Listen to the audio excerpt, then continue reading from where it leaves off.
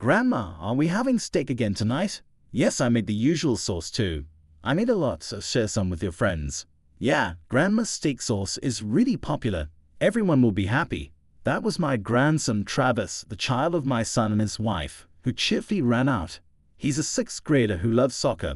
I'm Casey, 65 years old. My husband passed away from an illness 3 years ago, but he left us a good amount of savings and a pension, so we're living comfortably.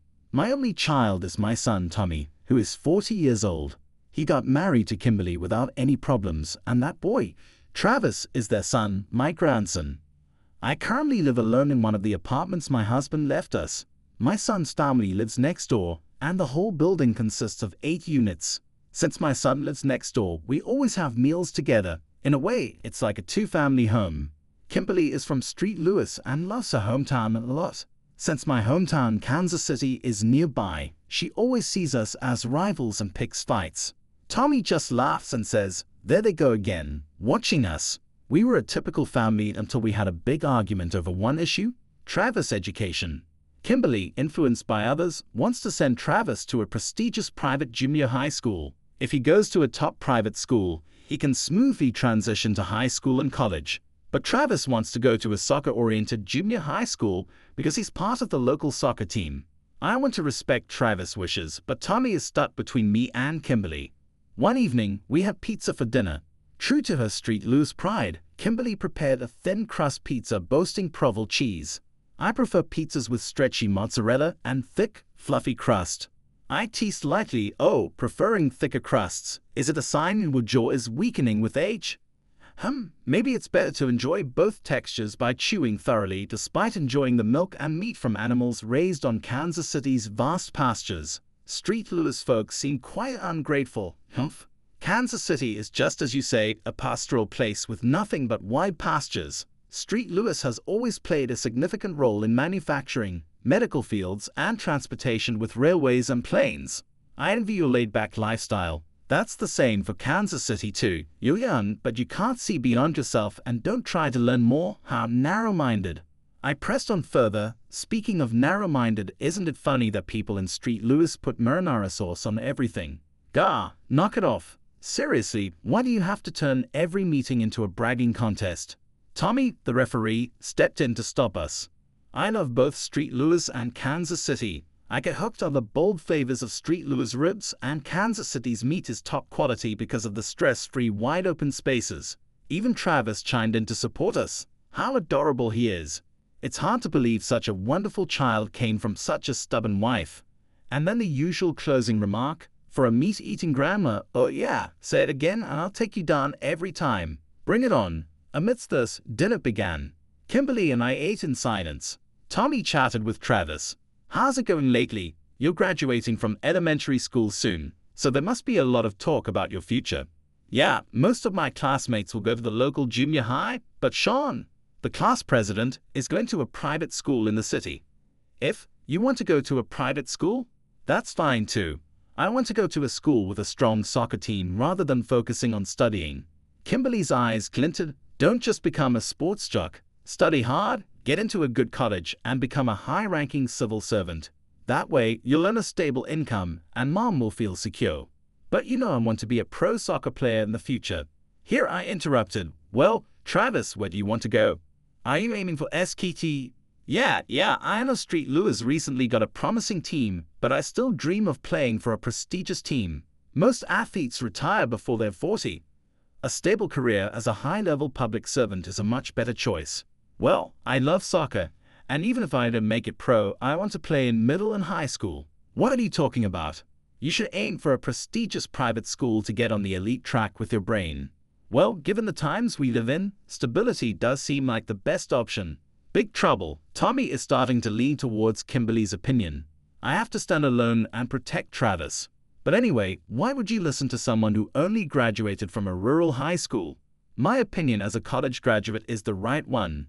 Kimberly did graduate from college, even though it was from a low-rated local college. She had a degree.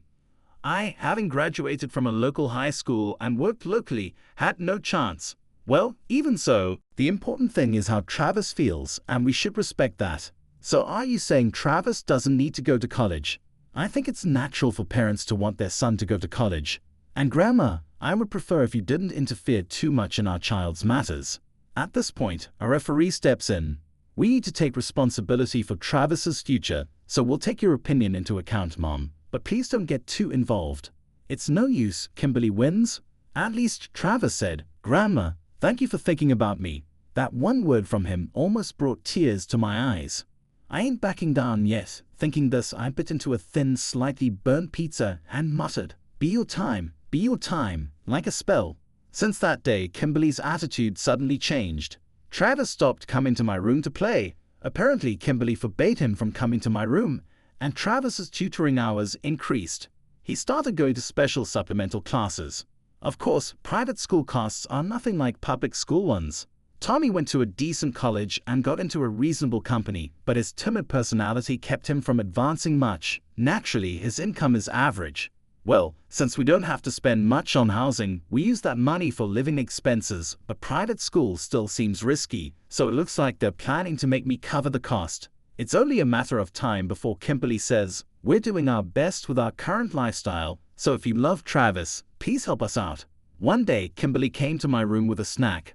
It was a slow, low afternoon, but sparks were flying inside my mind. Thinking this, I bit into Kimberly's homemade ravioli. Hey Casey, about Travis. Oh, what's going on with Travis? You told me not to interfere.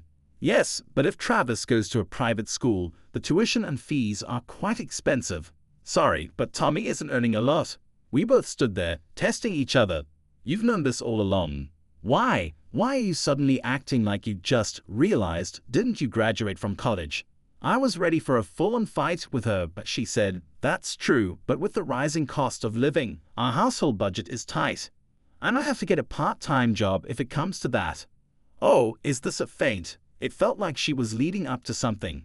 Well, Kimberly, you're still young, and now that Travis is more independent, it might be good for you to work outside. I decided to counter with a feint, but the money I make from a part-time job is limited. We need a stable income.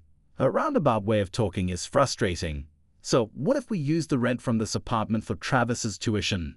That's your family's issue, not mine. Why are you bringing it up to me? At this, Kimberly's eyes gleamed. Well, we were thinking, what if we rented out your room? That way, we could increase the rent income and cover Travis's tuition. What? Are you telling me to move out? Is Tommy saying this too? I was so shocked by the proposal that I almost couldn't breathe. You have your pension and you're living comfortably, right? So if you can pay for Travis's tuition, you can stay. Otherwise, you'll have to move out. Ha! Do you really think you have the right to kick out the landlord? I have to endure this. Don't you care about Travis? Think about his future. You have two choices, move out or pay. So please decide soon. Travis's exams have already started. With that, Kimberly left the room, looking triumphant. After she left, I finally remembered to breathe. I do love Travis. I'm not neglecting him. For his sake, even if part of her argument makes sense, I won't easily agree to such a demand.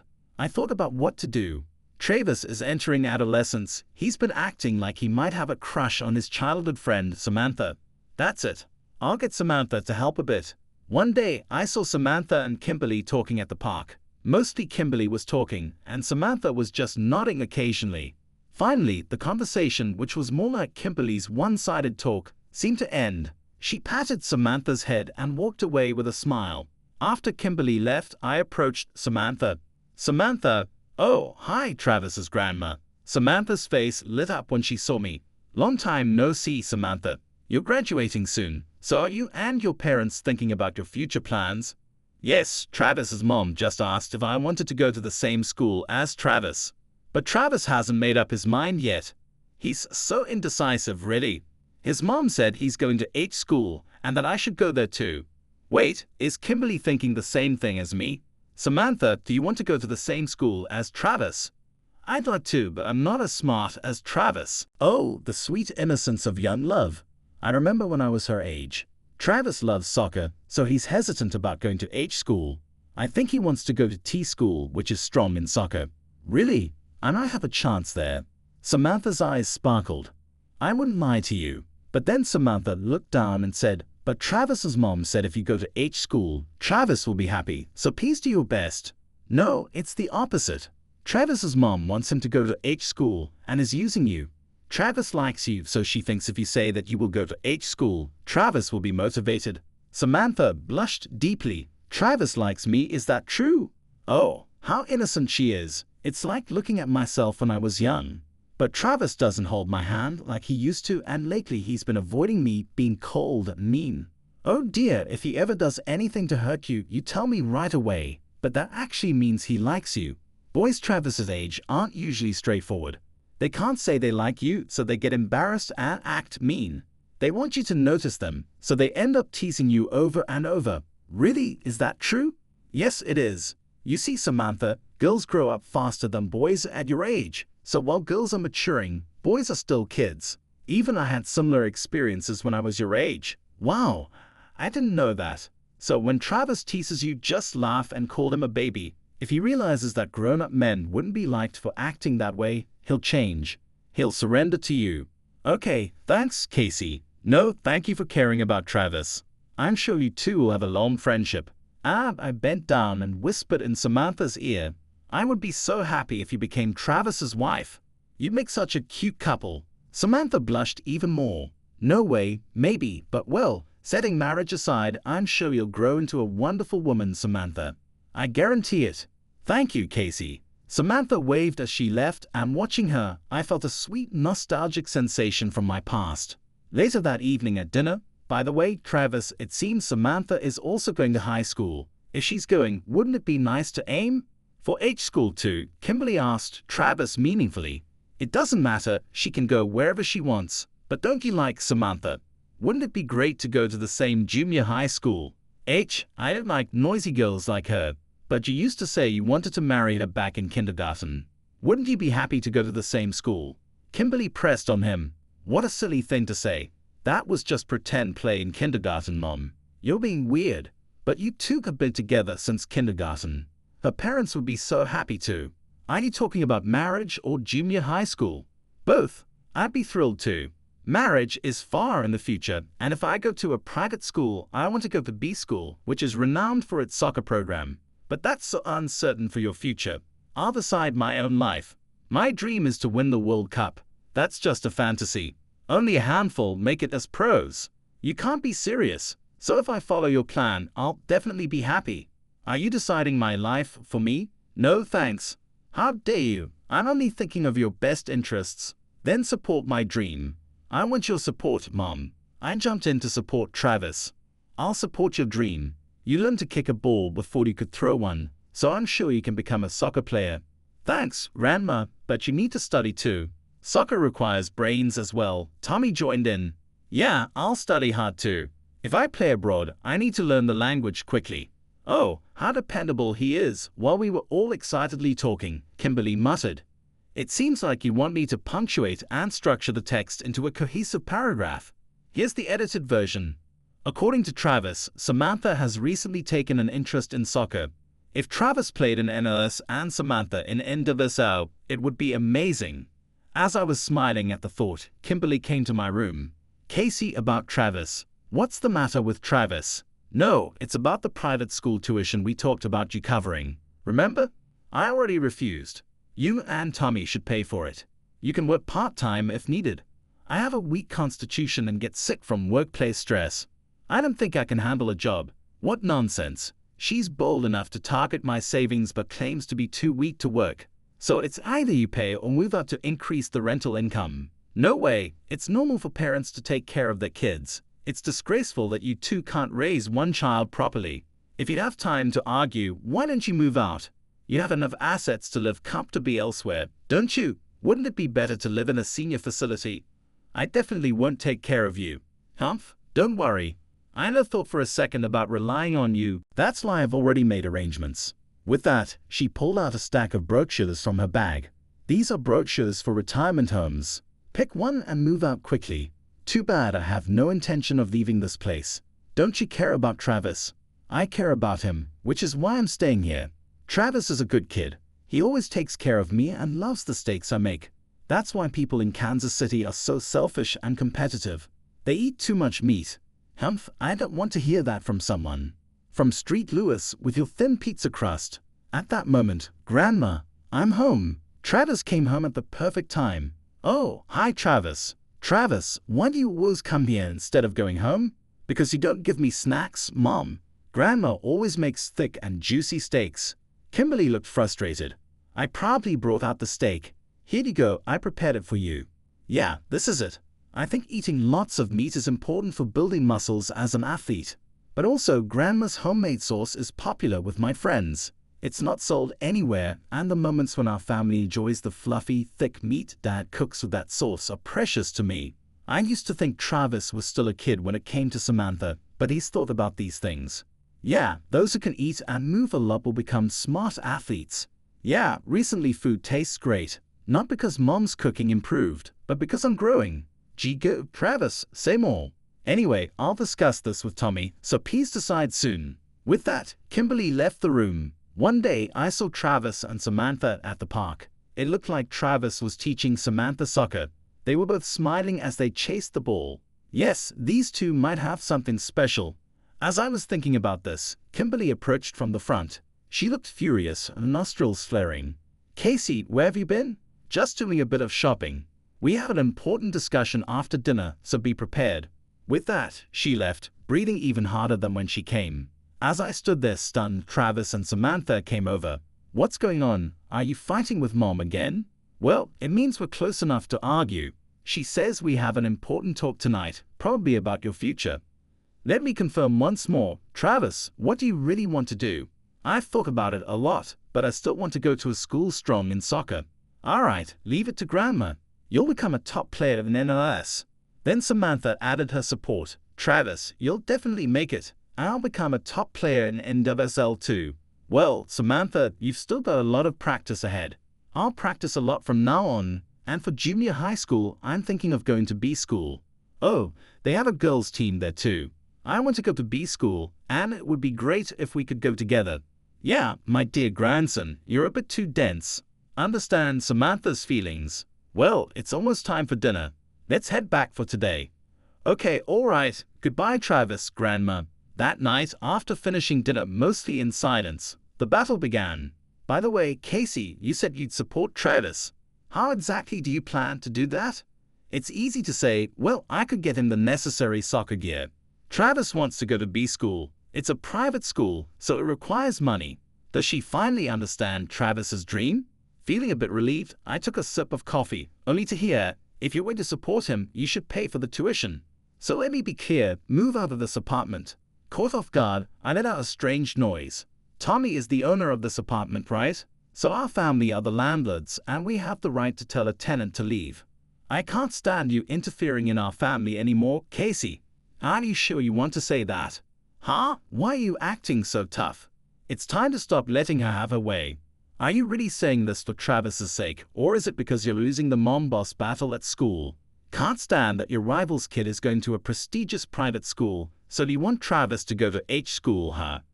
And Tommy has told me you've been spending a lot of money on clothes, accessories, lunches, and parties. So now you're out of money and trying to get me to pay for tuition, isn't that right, G? And I hear you've been using credit cards behind Tommy's back and even getting involved with shady loan sharks to pay off your bets. How did you know that? Just like there are mom friends, there are grandma friends too. We all talk about our daughters-in-law and sons-in-law, and I'm the boss grandma around here.